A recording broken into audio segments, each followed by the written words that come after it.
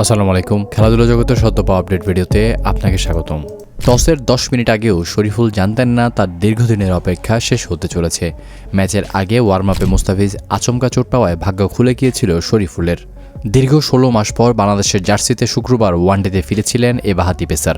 নিউজিল্যান্ডের বিপক্ষে ফেরার ম্যাচে শরীফুল নিজেকে উজাড় করে দিয়েছেন বল হাতে। সুযোগের সদ্ব্যবহার কীভাবে করতে হয় সেটা দেখিয়েছেন প্রতিটি ডেলিভারিতে নিউজিল্যান্ডের ব্যাটারদের দ্বিধায় ফেলেছেন।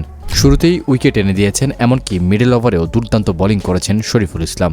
নিজের কোটার 70% বলে কোনো রানই নিতে দেননি গিউই ব্যাটসম্যানদের। ক্যারিয়ারে ম্যাচের প্রথম ইনিংসে 20 বার বোলিং করে নিয়েছেন এর আগে 42 উইকেট। এবারও প্রথম ইনিংসেই ফেরার সুযোগ পেয়ে বাজিমাত করেছেন বাংলাদেশি এই বাঁহাতি পেসার শরীফুল ইসলাম। 10 ওভারের কৌটায় 27 রানের খরচায় শরীফুল স্বীকার করেছেন দুটি মহামূল্যবান উইকেট, যেটা কিনা ম্যাচের মোড়টাই ঘুরিয়ে দিয়েছে।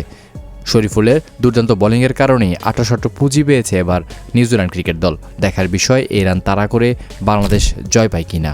এই ছিল দর্শক আমার হাতে থাকা সর্বশেষ খেলার আপডেট। প্রতিনিয়ত খেলার সংবাদ সবার আগে পেতে সাবস্ক্রাইব করুন এখনই।